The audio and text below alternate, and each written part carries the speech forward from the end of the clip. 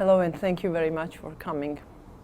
I will start our conversation with one Facebook post.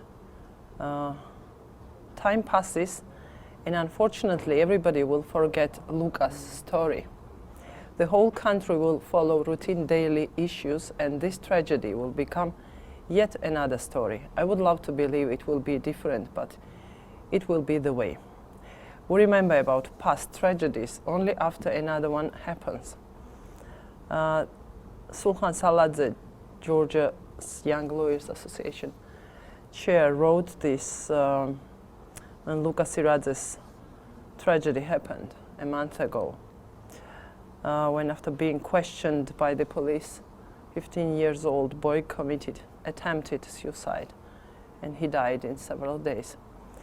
One thing was clear then, that everybody, every institution tried to be clean and out of responsibility. Everybody was saying we are all responsible for this, what happened, but there was no talk about certain responsibilities. What do you think, based on your huge experience, what makes a minor child safe in the state, in front of the state? I do think that Georgia has a very good tool already, the new Juvenile Justice Code, that I have had the honor to work for together with the Minister of Justice and her team and the team of the European Union. This is an excellent tool to protect children in front of the justice system. And not only. The problem is that people do not do what they should do according to this new code. First of all, several people, even if dealing with children, do not know the code. And second, if they do, very often they do not act accordingly. According to the information I have about this case, there was no institution that was not at fault. It's just the other way around, as you said. Because first of all, concerning the justice system, it is expressly said in the code that everyone dealing with children has to have a special upbringing and a special training. That the people dealing with that boy had no such training. The Ministry of Interior has told that all the investigators are experienced, investigators have been trained in children's issues. I do not know if that is true or not, but what I do know is that the people dealing with that boy have not had such experience, neither an in-depth training. Maybe they have had a training, a so-called training that people said there is a new code and that's it, and read it please. But a real training they have not had. That is one thing. The second thing is, if I speak about the school, what has happened and what was the reaction? What has happened was a stupidity, a nonsense. The reaction was a real overreacting, punish-oriented reaction. And that is wrong also. I mean, children are doing, are committing things, are committing misdemeanors. To write on a wall is really not a huge crime, no? If that was the case. To react in an overreacting manner, is that necessary because of a wall? Is it really necessary to ask the police because of a wall? Is it not possible that a school has teachers that are trained to deal with such cases themselves? This is what I am asking myself. Because since I came to this country, and this is now long, the very first thing that I read in the laws that I saw everywhere was, when I dealt with children, or when we had to deal with children, was punishment. The very first word was punishment. When I discussed with people concerning the judges and how the judges should work, the very first word was punishment. How to punish judges, how to punish a teacher, how to punish parents, how to punish children.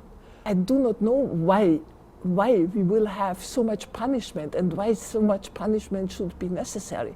This tradition of punishment hampers every progress in the country concerning children and the future generation. Yes, but that's the only way. No, it's not. We know. No, it's not. I mean, the UN, the EU, the international communities have a huge, I'm sorry to interrupt you because that's always the same story. They have a huge arsenal of so-called non-violent methodology on rearing children. Yeah? I mean, if I am punishing a judge or an adult, then of course I am punishing children. If I am punishing children, the children will punish later on. Yeah? You cannot break the circle if you do not break it now. And now with the new code, who gives alternatives to punishment, with the newly trained juvenile judges who go for alternatives instead of punishment, with the newly trained prosecutors who go for alternative instead of punishment, why can we not have the people of the Ministry of Interior as well trained so well that they do know that there are other reactions possible than punishment? Why parents are not educated? Why there is not, I do not know, a plan, incentives, roundtables in, for instance, in TV to discuss with what do I do instead of slapping my child? What do I do instead of punishment? What do I, even in the prisons we have possibilities not to punish for bad behaving, but to have a system of points. You have so much points, and if you behave well, you get one more point. If you behave badly, you will take one more point. And if you have so many points, you can do something positive with it. It's available. It's easy to find out. It's just to be done. It has just to be done. A teacher in modern societies, a teacher has learned about how to deal with children in a non-punishable way, in a non-violent way. It is just to be, has just to be done. It may be, it's a cultural issue. If somebody, the father says something, if somebody doesn't do what the father says, father beats. Yeah, maybe somebody could tell the father that discussing is also a possibility and not beating. And yes, it is true that father and mother are working hard, are coming back home in the evening, are nervous, are tired, and then the child is there and is not obedient. Yeah, it will take time to discuss with the child, and it's by far quicker to beat the child up. But the consequences of punishment are that you have a broken personality.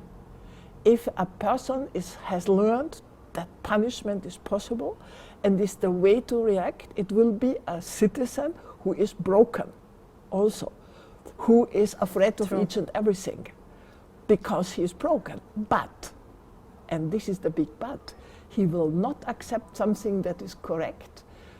Because if you ask a person coming out of prison, you have been punished, are you going to repeat? No, I'm not going to repeat.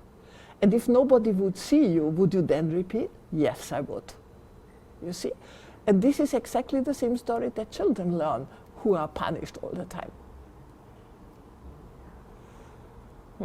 You say somebody has to tell father, somebody has to teach someone. Who should be that somebody? For instance, that could be in our case. That could be a campaign done by several ministries, the Ministry of Justice, the Ministry of Education, the Ministry of Health. They all could work together to have a real good campaign. You have had several campaigns in your country, and they worked well. That would also work well. It would be quite good to speak with the church, because the church speaks about God, God the merciful, God the correct, God the understandable, the one who understands. No? All that is against violence and against punishment. Punishment is a last resort, not a first reaction. If a child misbehaves, that has a reason. Yeah. A child, either a very small child, tries to find where the boundaries are. Yeah? What is allowed, what is not allowed. And you have to give a reaction. But why this reaction should be a punishment could be an explanation. No? You have a 2-year-old little child going one step, one step, one step. And there is an abyss. So why to punish the child if it comes too close? Why not say, okay, look, you will fall down. Is that not possible? And this goes for everything. A child who misbehaves gives you an alarm sign. There is something I don't understand, I do not want, I am protesting against, whatever. So why not ask, what is it? If a child starts to scream, why do I have to punish the child? Can I not say, okay, do I scream with you? I do not scream. Why do you scream? I'm not deaf. Can I not? What's your experience with the minors taught you? In terms of finding solutions, in terms of listening to them, does it work 100%? That's what I mean. It always works. It always works. It might be possible if a child is already accustomed to being punished and to being beaten up and so on. We read in the code, Juvenile Justice Code of Georgia, and I'm sure it's the same in other countries' codes also, in compliance with the best interest of a minor. We read it many times. Yeah. Who and how should determine what's the best interest of a minor at a certain stage or in certain situation? In the law, it's easy. It's the judge who has to decide what is the best interest, and the judge is trained to do that, or should be trained to do that. Otherwise, for a parent, for a teacher, it's very logical. You have just to think about it. If you come back home, as I said before with my example, if you come home and you are tired and you are nervous and your child misbehaves, if you react like punishment, it's in the best interest of the child or in your best interest? No, of course not. You see. You mentioned about campaigning, about state's role in it. What else would you do after the kind of a tragedy we had a month ago in Georgia? And it was not the first or the last one, unfortunately. You see, because of the culture of this country, this punishing all the time, if you would like then to discuss with somebody about a case like this case, the very first reaction of everyone is to say, oh, it was not me, oh, it was not me. It's defensive. Yeah? Because of punishment, because punishment is already in the heads of everyone. Yeah? So I have to defend myself. I have to say it was not my responsibility, or I did not do something wrong, somebody else did. Instead of now sitting together and discussing what can be done to prevent that it happens another time. And very often when I am discussing with people here, this is always the same. It's always the same. I have not done it. It's not my responsibility, not me. Yeah? There is one And person, investigator, arrested, and the story may finish with this. Yeah, but it was not one. Sure. It was not one people only. There were quite a lot of things going wrong, and not from one person only. And if I arrest that person, it doesn't help anyone. It doesn't help the person, it doesn't make that boy alive again, and it does not prevent that it happens another time. But maybe if I discuss with that investigator to see what went wrong and why it went wrong, and then to discuss it in the open with the investigators in the school of the military, in the school of police, and I openly discuss it and I give training, then it might not happen once again. No? training is another issue. Why can I not train a teacher? There is a school for teachers. Why can I not train the teachers like in any other country in non-violent ways of reacting? Why is that? Should that not be possible in Georgia? It's possible anywhere else. Thank you. Thank you so much. Everything is possible if you wish it to be. True. Good luck. Thank you, you too.